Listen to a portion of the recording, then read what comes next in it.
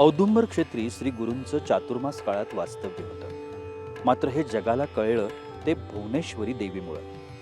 इथे औदुंबराच्या पैल तीरावर भिलवडीच्या रानात भुवनेश्वरी देवीचं हे मंदिर आहे. रम्य परिसर, दगडी रेखीव हेमाडपंथी मंदिर हे सारं मनाला मोहवून टाकतं.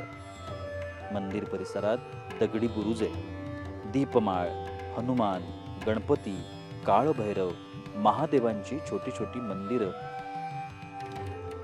प्रवेशद्वारावर अशा विलोभनीय थाटात हे मंदिर उभे आहे. परिसर प्रशस्त आणि शांत आहे. मंदिरात देवीची 4.5 फुटी मूर्ती उभी आहे. वास्तुशिल्पाचा हा उत्कृष्ट नमुना आहे. रेखीव दगडांमुळे या सौंदर्यात भर पडते. औदुंबराला येणारे भाविक या मंदिराला हमखास भेट देतात. परिसरातली माहेरवाशीण खणा नारळानं या देवीची ओटी भरते.